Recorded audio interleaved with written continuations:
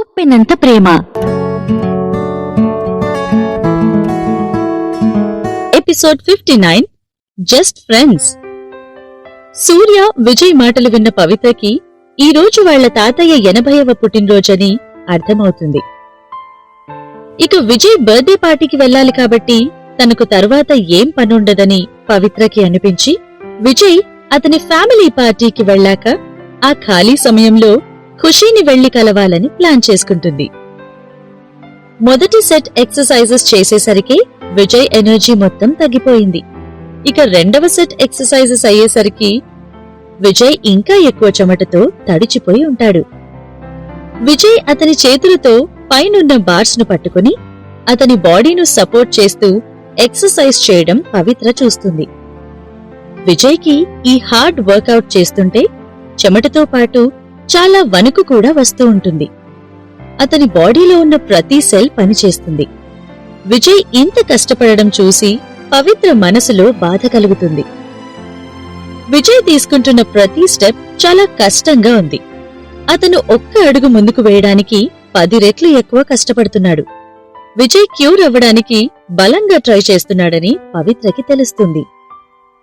Final గా చాలా hard work తర్వాత రెండవ రౌండ్ థెరపీ పూర్తయింది. Professor Narendra Vijay recovery progress ను ట్రైనింగ్ రిజిస్టర్లో అప్డేట్ చేస్తాడు.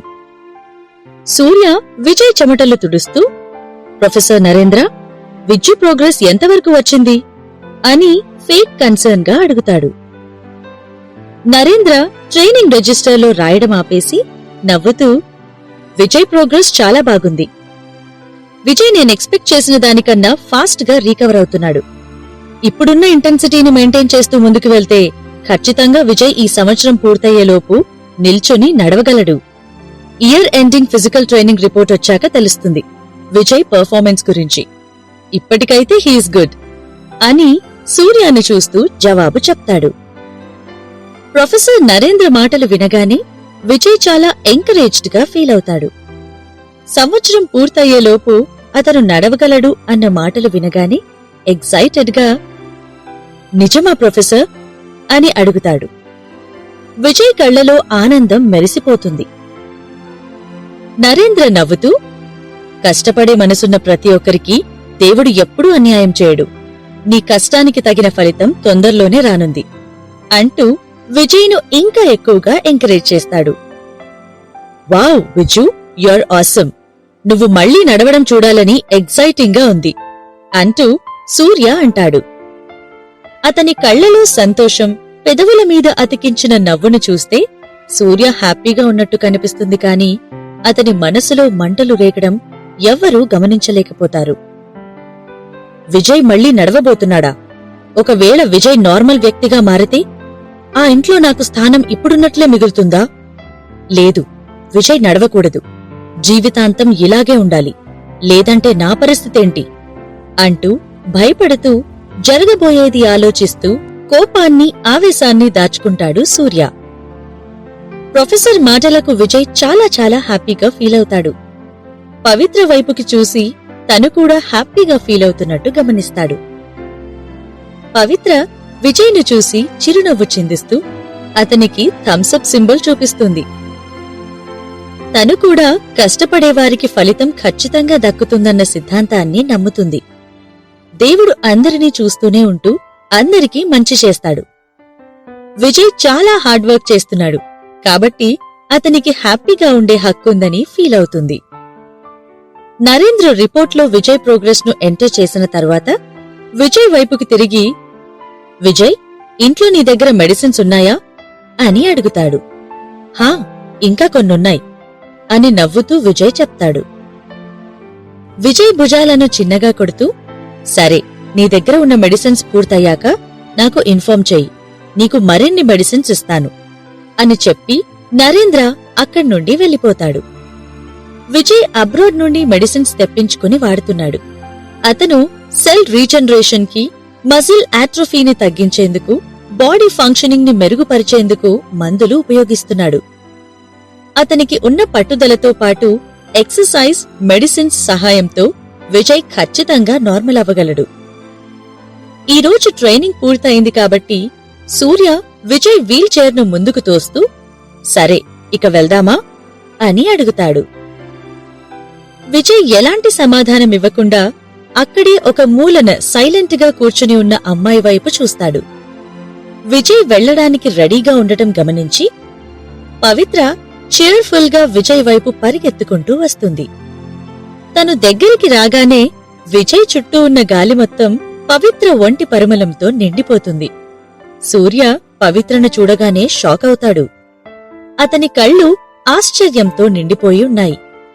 ఈ అమ్మాయి అని కన్ఫ్యూజ్డ్ గా అడగబోతుంటే విజయ్ ఇమ్మీడియట్ గా నా ఫ్రెండ్ అని బదులిస్తాడు. పవిత్ర అతని గర్ల్ ఫ్రెండ్, అతని ప్రేమ, అతని ప్రపంచమని చెప్పలేకపోతాడు. సూర్య ఒక్క నిమిషం పాటు పవిత్ర వైపు అనుమానంగా చూసి కొద్ది రోజుల క్రితం నీకు భార్య ఉందని వచ్చిన రూమర్స్ ఈ అమ్మాయిని ఉద్దేశించే కదా? నువ్వు మాకు తెలియకుండా నిజంగానే పెళ్లి చేసుకున్నావా? తనిప్పుడు ప్రెగ్నెంటా అని ఆశ్చర్యంగా అడుగుతాడు. అయ్యో, నువ్వు అపార్థం చేసుకుంటున్నావురా. అవన్నీ రూమర్స్. నీకు ఎంటర్టైన్మెంట్ ఇండస్ట్రీ గురించి తెలుసు కదా. మళ్ళీ ఇలా ఎందుకు మాట్లాడతావు? మధుశ్రీ నా ఫ్రెండ్ మాత్రమే. ఇప్పుడు తను నా కేర్ టేకర్ అని విజయ్ వివరిస్తాడు. పవిత్ర కూడా అవును, మేమిద్దరం ఫ్రెండ్స్ మాత్రమే అంటూ ఎక్స్ప్లెయిన్ చేస్తుంది. ఓ ఓకే ఓకే, ఐమ్ సారీ అంటూ పవిత్రకు పొలైట్ గా రిప్లై ఇస్తాడు సూర్య. అతను ఈ రూమర్ గురించి న్యూస్లో చూసినప్పుడు సూర్య ఆశ్చర్యపోతాడు. విజయ్కి పిల్లలు పుట్టే అవకాశమే లేదు. అతనికి చాలా హెల్త్ ప్రాబ్లమ్స్ ఉన్నాయి. అలాంటిది అతనికి భార్యా పిల్లలు ఉండడం ఏంటి అనుకుంటూ సూర్య చాలా కన్ఫ్యూజ్ అయ్యాడు. కాని ఇదంతా కేవలం అబద్ధపు ప్రచారమని కన్ఫర్మ్ చేసుకోగానే సూర్య మనసు కుదుటపడింది. విజయ్కి పిల్లలు కలగనంతకాలం అతని కుటుంబానికి వారసుడు రావడం కష్టం. కాబట్టి వాళ్ల కుటుంబం సూర్య మీదే ఆధారపడాలి. అందుకే విజయ్కి పిల్లలు లేరు అని విన్నాక సూర్య రిలీఫ్ గా ఫీల్ అవుతాడు. తర్వాత ముగ్గురూ కలిసి రీహాబిలిటేషన్ సెంటర్ నుండి పార్కింగ్ ఏరియా దగ్గరికి వచ్చేస్తారు. విజయ్కి పవిత్రను ఒంటరిగా వదిలేయాలని లేదు. తనను ఇంటి దగ్గర డ్రాప్ చేయాలని అనుకుంటాడు. అందుకే సూర్య వైపు తిరిగి రే అన్నయ్య, నువ్వు ముందు వెళ్ళు, నేను కొద్దిసేపు తర్వాత వస్తాను. మనం ఇంటి దగ్గర కలుసుకుందాం అని అంటాడు. విజయ్ పవిత్రను పంపించి రావాలని అనుకుంటున్నట్లు సూర్యకి అర్థమయ్యింది. కాని ఎక్కడ విజయ్ అతన్ని మించిపోయేలా అందంగా రెడీ అయి వస్తాడో, ఎక్కడ అతని అటెన్షన్ విజయ్ వల్ల తగ్గిపోతుందో అని భయపడి సలహా ఇస్తాడు. హేయ్, మధుశ్రీని కూడా మనతో తీసుకెళ్దాం. ఎలాగూ తను నీ కేర్ టేకరే కదా, అక్కడ కూడా నీకు కావలసినప్పుడు హెల్ప్ చేస్తుంది అని అంటాడు. విజయ్కి ఏం చెప్పాలో అర్థం కావడం లేదు. పవిత్రను అతని ఇంటికి తీసుకెళ్లడం చిన్న విషయం కాదు. అఫ్కోర్స్ విజయ్కి తీసుకుని వెళ్లాలని ఉంది. కాని వాళ్లు ఇంకా ఒకరి ప్రేమను ఒకరు చెప్పుకోలేదు. అప్పుడే ఇంటికి తీసుకెళ్లడం కొంచెం వియర్డ్ గా ఉంటుందని విజయ్ ఫీల్ అయ్యి ఒక్క నిమిషం ఆలోచించి మెల్లగా నాకు తెలిసి ఇది మంచి ఐడియా కాదు. మన ఫ్యామిలీ గురించి నీకు తెలిసిందే కదా. తను జస్ట్ నా ఫ్రెండ్ మాత్రమే. కాని మన వాళ్లు అదేం పట్టించుకోకుండా తనని ప్రశ్నల మీద ప్రశ్నలు అడిగితే తను అన్కంఫర్టబుల్ గా ఫీల్ అవుతుంది అని అంటాడు. అయినా నువ్వెందుకు భయపడుతున్నావ్? ఎలాగూ మీరిద్దరూ ఫ్రెండ్స్ మాత్రమే అంటున్నారు కదా. కాబట్టి వచ్చి మీ మీద ఉన్న పుకార్లను నిజం కాదని రుజువు చేయండి. మన చుట్టాలు చాలా మంది నన్ను అడుగుతున్నారు. వాళ్లందరికీ నీ గర్ల్ ఫ్రెండ్ ఎవరో తెలుసుకోవాలని ఉందట. నాకు తెలీదని చెప్తున్నా నన్ను ఇబ్బంది పెడుతున్నారు. కాబట్టి నువ్వే వచ్చి అందరికీ క్లియర్గా చెప్పు అని సూర్య అంటాడు. అయినా విజయ్ కన్విన్స్ అవ్వలేకపోతాడు. పవిత్ర అతని గురించి ఎలా ఫీల్ అవుతుందో కూడా అతనికి తెలీదు. అలాంటిది తనను ఈ టైంలో ఇంటికి తీసుకుని వెళ్లడం కరెక్ట్ పనేనా అని ఆలోచిస్తూ హెసిటేట్ అవుతాడు. ఒకవేళ అతని పేరెంట్స్, ఫ్యామిలీ మెంబర్స్, ముఖ్యంగా సిస్టర్స్ పవిత్రను ప్రశ్నలతో ఇరిటేట్ చేసి ఎక్కడ ఆమెను బాధ పెడతారో అని విజయ్ కంగారు పడుతున్నాడు. విజయ్ తన గురించి కంగారు పడుతున్నాడని పవిత్రకి అర్థమయ్యింది. కాని చెప్పాలంటే తను కూడా విజయ్ గురించి కంగారు పడుతుంది. అతని పక్కనే ఉండి అతన్ని చూసుకోవాలని పవిత్ర అనుకుంటుంది. కాబట్టి అతనితో కలిసి వాళ్ళ ఫ్యామిలీ ఈవెంట్ కి వెళ్లడం అంత బ్యాడ్ ఐడియా ఏమీ కాదని పవిత్ర ఫీల్ అవుతుంది. తన తలను కిందికి వంచి విజయ్ చెవిలో ఏదో చెప్తుంది. విజయ్ పవిత్ర వైపు క్యూరియస్ గా చూస్తాడు. పవిత్ర అతన్ని చూస్తూ నవ్వుతుంది. విజయ్ రిలీఫ్ గా, ఫైన్, నేను నాతో పాటు మధుశ్రీని కూడా తీసుకుని వస్తాను. కాని అన్నయ్య, నువ్వు మాత్రం తను నీకు ఎవరో తెలియనట్టు నటించాలి, ఓకేనా అంటూ సూర్యాని అడుగుతాడు. అలాగే అని సూర్య ప్రామిస్ చేస్తాడు. విజయ్కి నిజంగా గర్ల్ ఫ్రెండ్ ఉన్నా కూడా అతను డిజేబుల్డ్ కాబట్టి తన ఆశయానికి ఎలాంటి అడ్డంకు లేదని సూర్య అనుకొని వెంటనే అక్కడ్నుండి వెళ్ళిపోతాడు. విజయ్, పవిత్ర కూడా విజయ్ కారులో వెళ్తారు. కారులో కూర్చున్న తర్వాత విజయ్ పవిత్రను చూస్తూ, మధుశ్రీ, నీకు నాతో రావడం నిజంగా ఓకేనా అని అడుగుతాడు. అఫ్కోర్స్, నిజమే, నేను జోక్ చేస్తున్నాననుకుంటున్నావా అని పవిత్ర నవ్వుతూ బదులు ఇస్తుంది. ఆమె ముఖంలో వెలుగుతున్న నవ్వు సూర్యుడి కన్నా ఎక్కువ కాంతిని వెదజల్లుతుంది. విజయ్ కూడా చిన్నపిల్లాడిలా నవ్వుతూ, సరే, కాని ఒకవేళ మా ఫ్యామిలీ వాళ్ళెవరైనా నిన్ను అనవసరమైన ప్రశ్నలు అడుగుతూ ఇబ్బంది పెడితే వాళ్లకు నువ్వేమీ జవాబు ఇవ్వకు. వాళ్ళు నిన్ను ఎక్కువగా ప్రెషర్ చేస్తే నాతో వచ్చి చెప్పు, నేను వెంటనే నిన్నక్కడి నుండి తీసుకునొచ్చేస్తాను అంటూ ఇప్పుడే పవిత్రకి జాగ్రత్తలు చెప్పడం మొదలు పెడతాడు విజయ్.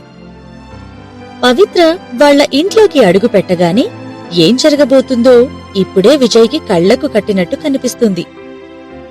తనను చూడగానే అతని అత్తలు, పిన్నిలు, పెద్దమ్మలు ఆమె చుట్టూ బెల్లం చుట్టూ ఈగల్లా వాలిపోతారు. అతని అక్కలు ఖచ్చితంగా పవిత్రను ప్రశ్నలతో ముంచేస్తారని విజయ్ ఊహించుకుంటాడు.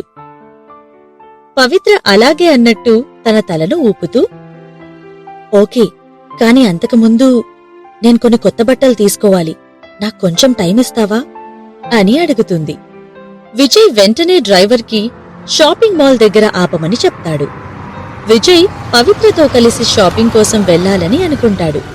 కాని పవిత్ర వద్దని చెప్పి కార్ దిగి వెళ్తుండగా సడన్ గా పవిత్రను పిలిచి తన క్రెడిట్ కార్డును ఇస్తూ, నీకు ఏది నచ్చితే అది కొనుక్కో, feel free to use my card అని అంటాడు. పవిత్ర ఒక్క క్షణం స్టన్ అవుతుంది. కాని వెంటనే థాంక్స్ చెప్తూ అతని కార్డును తీసుకుని షాపింగ్ మాల్ లోపలికి వెళ్లిపోతుంది.